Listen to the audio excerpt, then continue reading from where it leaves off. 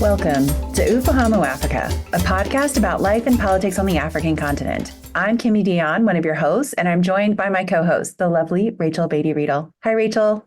Hi, Kim. Happy New Year to you and to all of our listeners. We're glad to be back with you in this season, and particularly to continue our ongoing conversation coming out of the African Studies Association panel that Kim and I participated in around democratic threats, democratic backsliding, and importantly, strategies of democratic resistance. So this week, you'll have a chance to listen to our esteemed colleague, Dominika Koter at Colgate University, talking about Benin and the ways in which democratic backsliding has happened there, serious democratic erosion, and also what strategies and sources of resilience have been in play.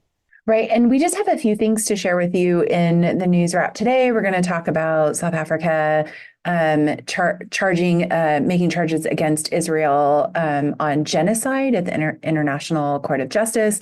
We're going to talk about what is going on in the Red Sea, and then we'll lighten the load and talk a little bit about music. So let me start with South Africa taking Israel to court. So in hearings at the International Court of Justice, South Africa has accused Israel of carrying out a genocide in Gaza and demanded that the UN's top court order an emergency suspension of Israel's military campaign in Gaza.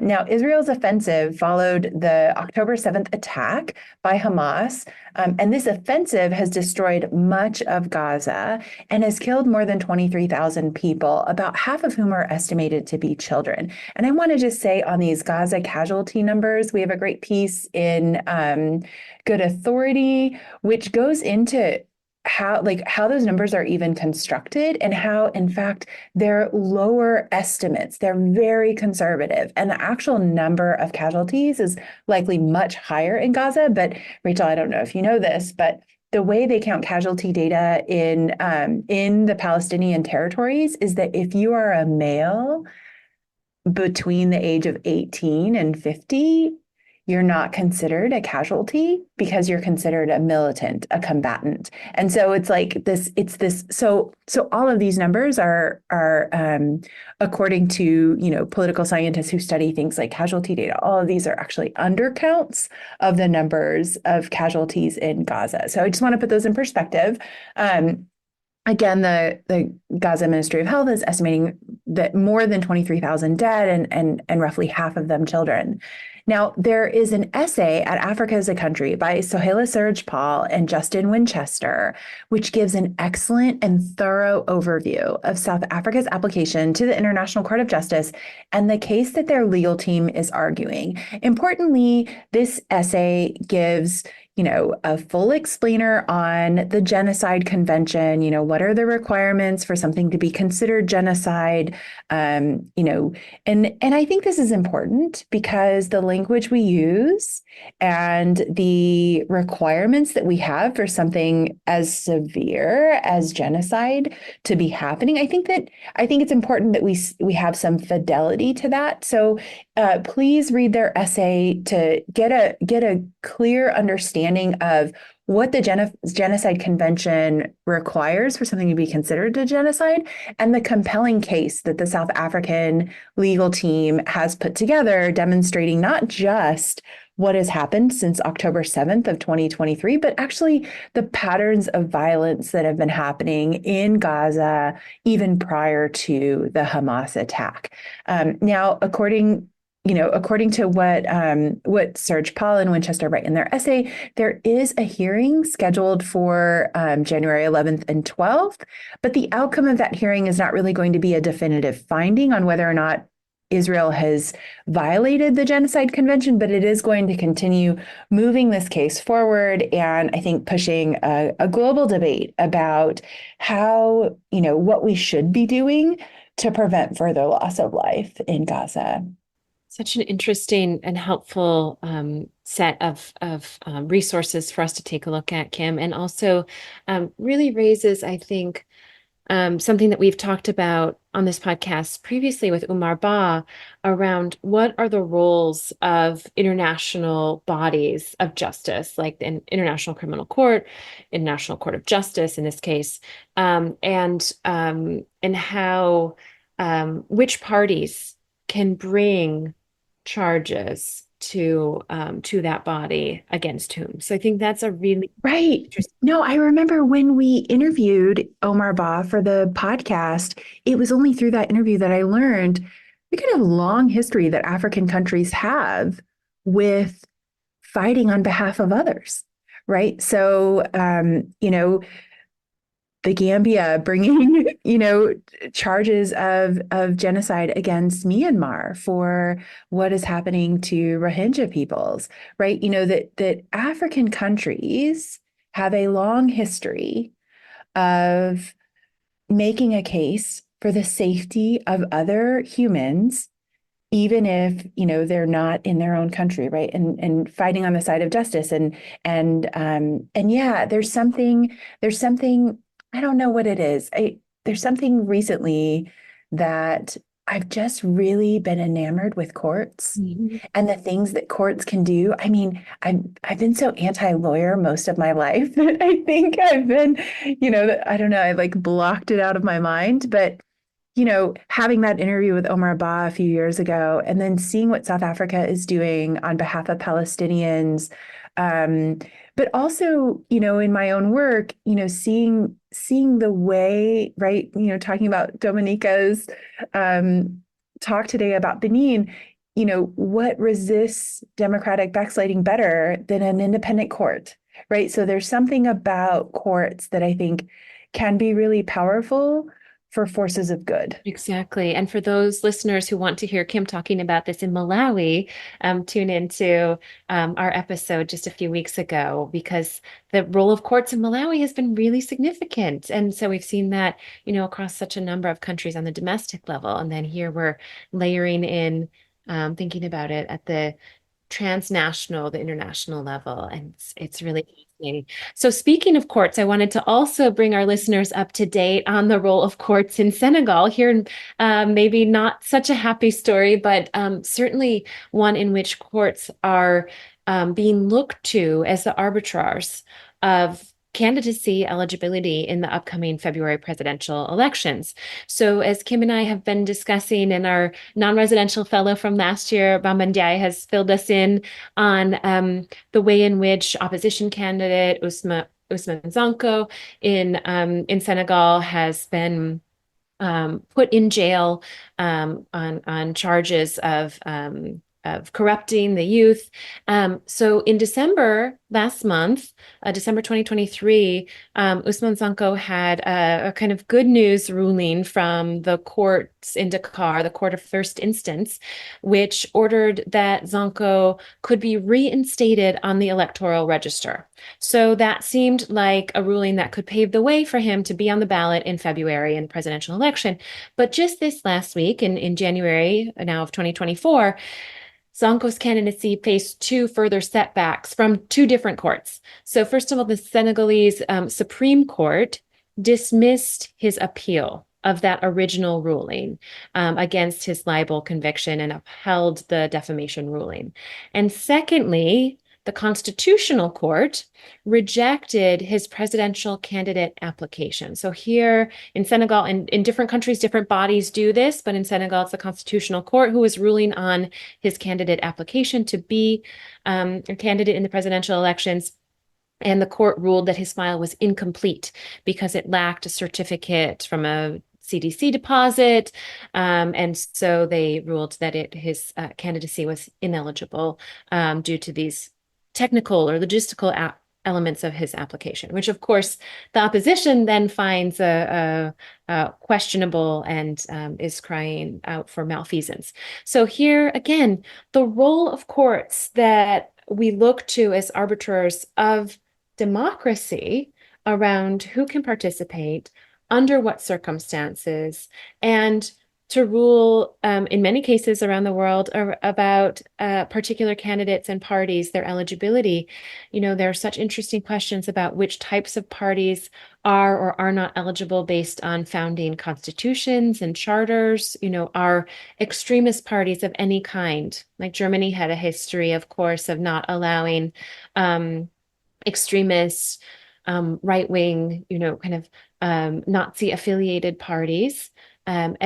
And yet those have been relaxed over time. Now we see the right-wing party, the AfD in Germany, is, the third place contender. So there are really interesting questions, I think, about the ways in which eligibility and courts and candidacy play out in protecting democracy and also potentially limiting it. Indeed, and it's hard to know, right? Like I said, courts can be a force for good, but at the same time, that doesn't mean that everything that's happening in the courts is necessarily good for democracy, or good for, people's livelihoods more generally. So now let's shift gears to, I guess the north of Africa. I don't really know how we would talk about this because it's really all around the continent, right? So we're really talking about the seas. So as I'm sure anyone who's been paying attention to the news knows, the Houthi rebels in Yemen have been firing on commercial shipping containers in the Red Sea. And this has been happening since, the kind of an uptick, according to ACLED's data set. There's been an uptick since October 19th. ACLED has recorded 50 violent events in the Red Sea, and they're mostly attacks involving Houthi forces and international shipping vessels. And they show, because they have this historical data, ACLED does, they show that this is a pretty big escalation because a fifth of the 250 events that ACLED has recorded in the Red Sea since 2015 have just been these ones that have been happening since October.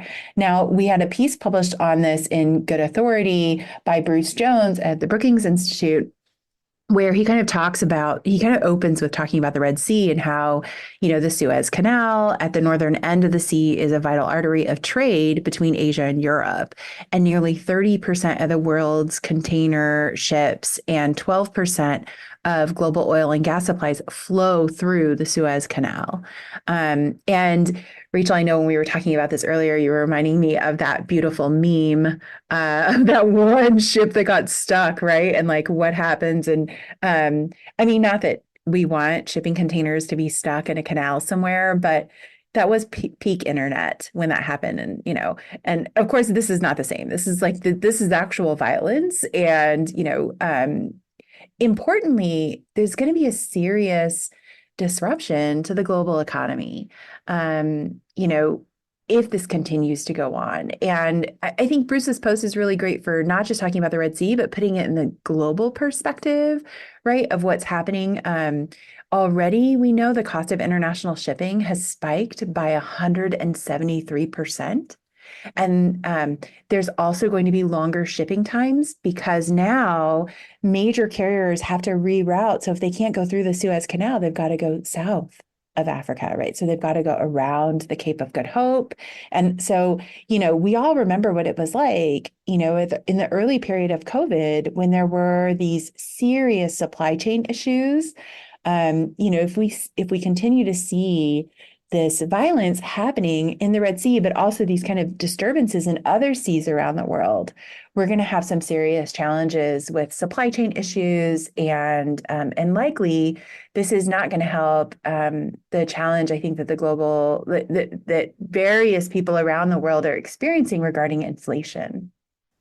Absolutely, Kim. It's so interesting when we think about how interconnected we all are, but the ways in which these historic and contemporary routes by land and by sea literally shape patterns of trade, of the movement of people, of Yeah. ideas, of goods. It really is so fascinating when we think about it in the big picture. So I just want to give a quick shout out to my colleague at Cornell, a historian, Eric Tagliacoso, who's just published a new book from Princeton University Press in 2023 called In Asian Waters. And so it's really relevant here because it's this kind of historically sweeping account of how the sea routes of Asia have transformed a vast expanse of the globe, certainly including interactions across the continent over the past 500, and have really powerfully shaped what we know as our contemporary modern world and supply chains and resource extraction and migration and all the like. And so when I think about historical and contemporary routes, that continue today, I immediately think, for me, of the trans-Saharan trade and the way in which, from Mansa Musa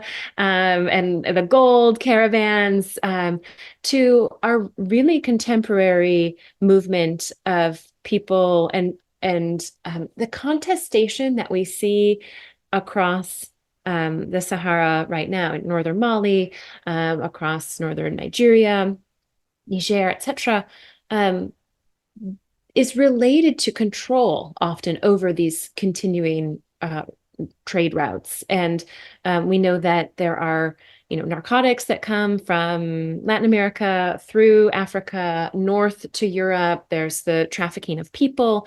And so with this in light, interestingly, I saw the headline this week that jumped out at me, which was that the military ruling government in Niger repealed a law that criminalized human trafficking.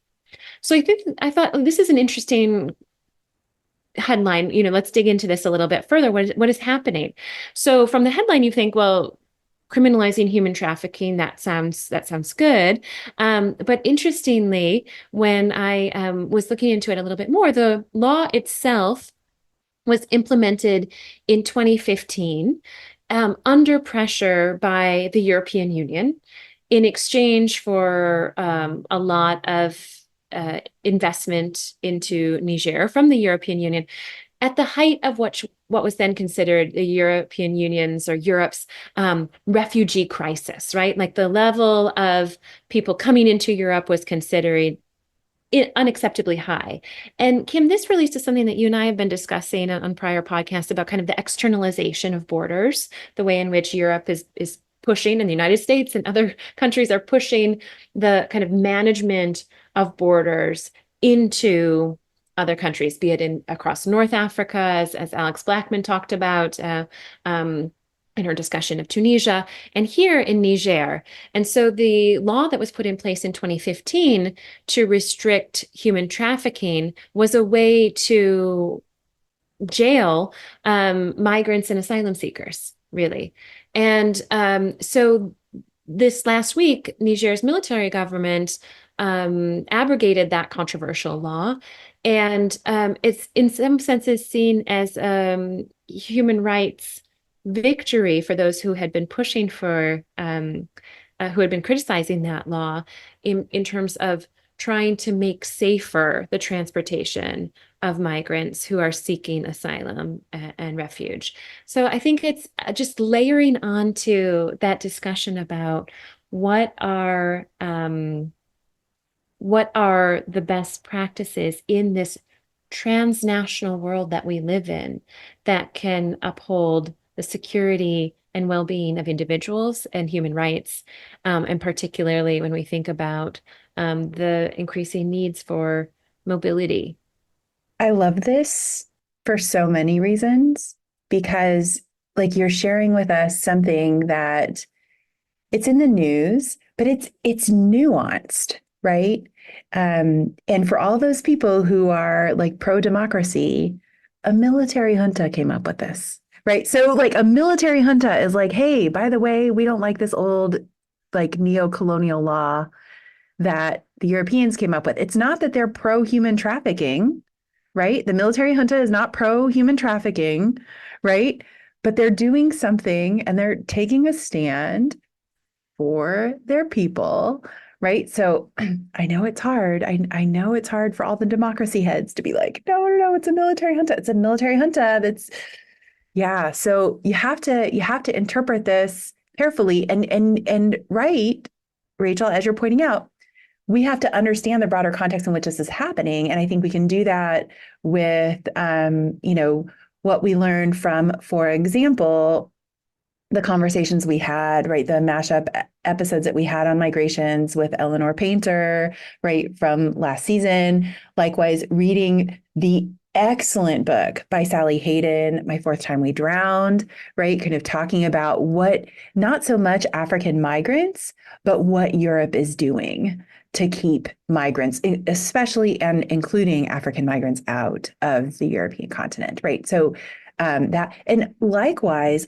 Lamis Abdelati has has a book as well that's kind of looking at these flows and the ways countries kind of decide whether to discriminate against the migrants coming in or whether they delegate dealing with migrants to, UNHCR or some other, refugee or migrant association, right? And I bring up Lamis Abdelati because next week we'll be featuring on Good Authority a playlist that she's put together of songs that she plays in her class on the international politics of migration and refugees. And so I hope people listen to that because, this week I actually posted a playlist of songs and music videos that I play when I teach African politics. We'll have links to that in the show notes. And we'll also have a link to one that, I posted about this to Blue Sky, which is the new social media thing that I'm trying out because I hate Twitter these days. But, and there is a political scientist, Yvonne Guichawa, who is a professor of African politics at the Brussels School of International Studies. He shared his playlist on, in reply to me on Blue Sky, and it is awesome. And it reflects his kind of Sahelian experiences. So I fully admit that my playlist is Anglophone, overrepresented. So I loved his is a Spotify playlist, and it definitely has much more, for example, Tanari Wen than mine does. So if you're looking for something to listen to beyond the podcast today, check out some of these music playlists. And for those of you who are instructors, whether that's college professors or high school instructors looking for music to play in your classes, check it out and enjoy. Kim, thanks so much for sharing that with us. And I can't wait to listen to all of these playlists and to share them with my students. And so now to our listeners, take a listen to this conversation with Dominika Koter.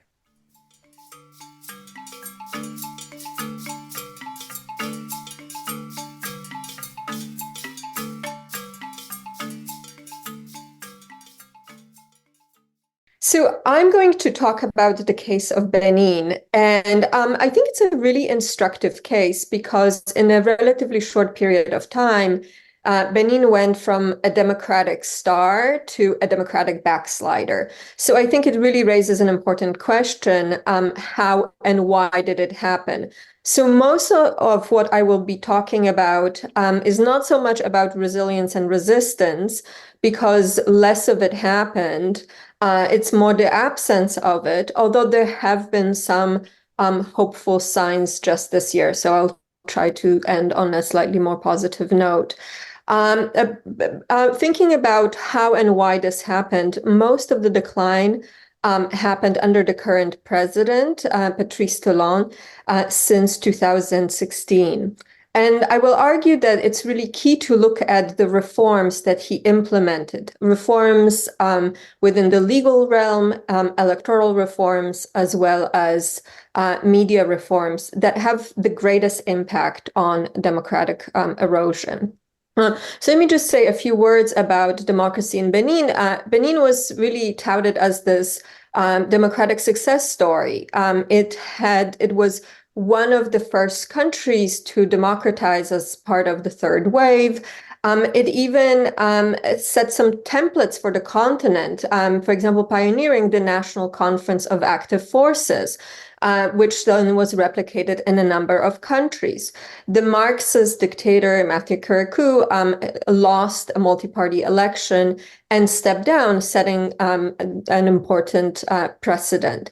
And then we had over a quarter century of democratic stability. There was a lot of alternation, multiple instances of presidents either losing and stepping down or respecting term limits.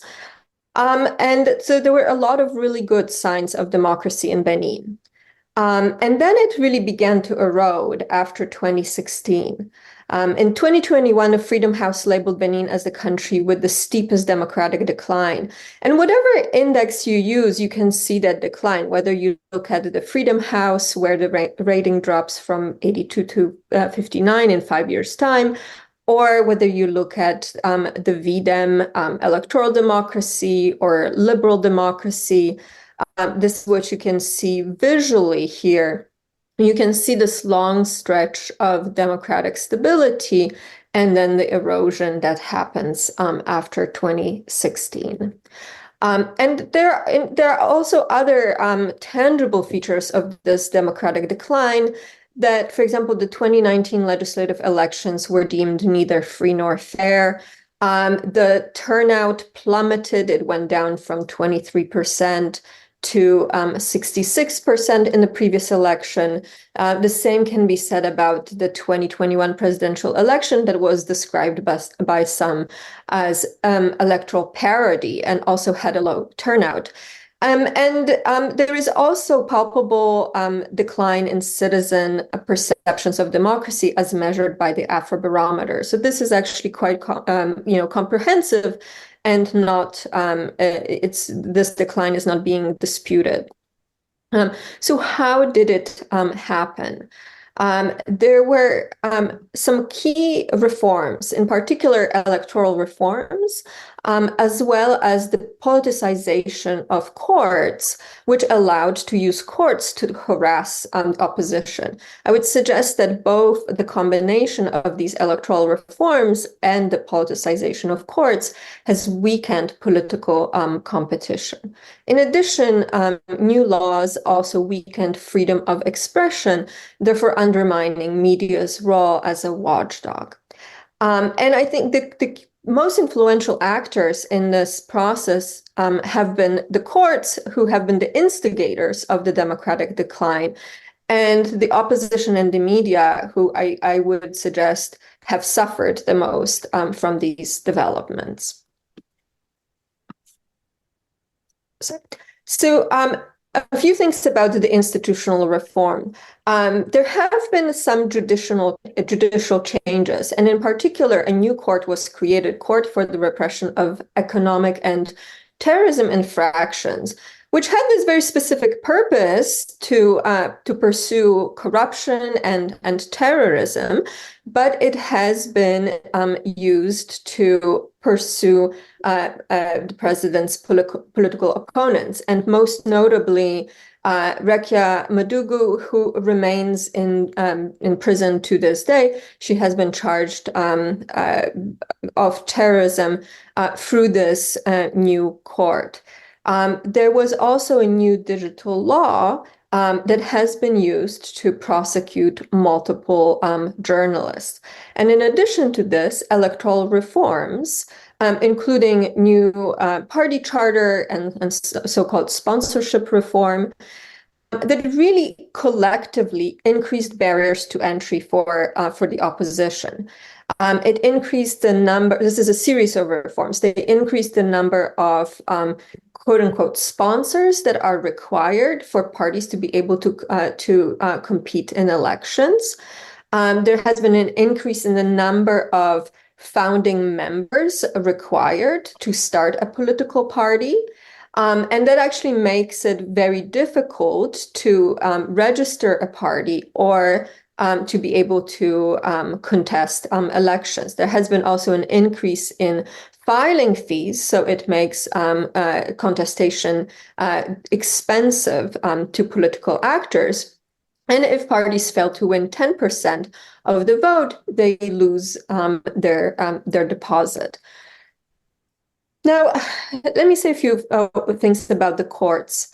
In addition to creation of new courts, there has been also loss of independence and politicization. And for example, President Talon appointed his personal lawyer and friend as the president of the Constitutional Court. And what followed is a series of rulings that have been made against opposition and have been quite controversial. As I mentioned, the courts have been they have been complicit in persecution of opponents, apart from Rekia Madugu, that I already mentioned. Also Lionel Zinsou, Sébastien Ajavon. These were the second and third biggest vote getters in the last in the 2016 presidential election. So potentially biggest challengers to President Talon. And also courts have been involved in enforcements of laws that targeted journalists. Now, there is a glimmer of hope because courts have played a slightly more positive role in the lead up to the January 2023 election. And interestingly, this happened as soon as the president of the Constitutional Court, who, as I mentioned, was a personal friend of President Talon, stepped down to pursue political career. And there has been a fairly swift change in the nature of rulings of the court. So it's really quite clear that the personnel changes were quite significant in this case. Now, this all had a profound impact on the media. I would describe media as mostly a victim of the changes in Benin. We have seen a visible decline in press freedom. Since 2016, Benin has fallen 43 places in an index conducted by Reporters Without Borders. Its absolute score also fell quite dramatically. The problem with the Beninese media is that they are financially dependent and they have very limited resources. So they are quite vulnerable to capture or harassment by the government. As I mentioned, the new digital law has been used to prosecute journalists. Basically, what that law did is that it applied very low barriers to accuse a journalist of libel or hate speech, and that really leads also journalists to self-censor. The High Authority for Broadcasting and Communication has also used its power power to grant licenses to media outlets to basically shut many of them down. So La Nouvelle Tribune and Sika have been forced to seek operations at different times because their licenses were not renewed. And I think I missed a slide here. This also the reforms that happened had profound effect on opposition. Opposition has been really severely weakened under President Talon through these electoral reforms. There were 3 elections, so one set of legislative, local, and presidential elections with almost no opposition participation. And that did not change until the last parliamentary elections in January of this year, where the opposition actually managed to win 28 seats out of 109 in Beninese parliament. So they're still in a very small minority, but this is a sign of progress of sorts. To try to end on this more optimistic note, has democratic erosion stopped? I think it is too early to say. I think it has perhaps plateaued. It's not this year. Over the last 12 months, it has not gotten worse. But the reversal of backsliding, so the improvement has been very, very slight. So I don't think that we can talk about a reversal, but more that perhaps a pause in further decline. The legislative elections of this year were a positive sign because they were freer and we noted fewer irregularities. There were some important decisions by the Constitutional Court after the leadership change that allowed opposition to participate. And that was really crucial to making the changes in outcome that resulted in the return of opposition to parliament.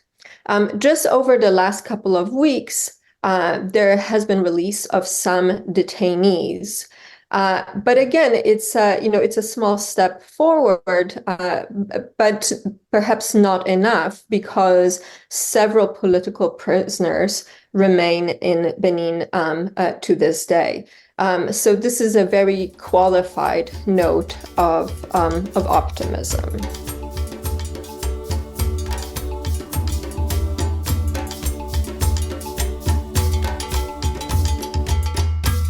Thanks for listening to this week's episode of Ufahamu Africa. You can find more episodes, show notes, and transcripts on our website, ufahamuafrica.com. This podcast is produced and managed by Megan DeMint, with help from production assistants Chukwufunanya Ikechukwu, Alex Kozak, and Ami Tamaklo. We are generously supported by the Carnegie Corporation of New York and receive research assistance from Cornell University and the University of California, Riverside. Our music is courtesy of Kevin McLeod. Until next week, Safiri Salama.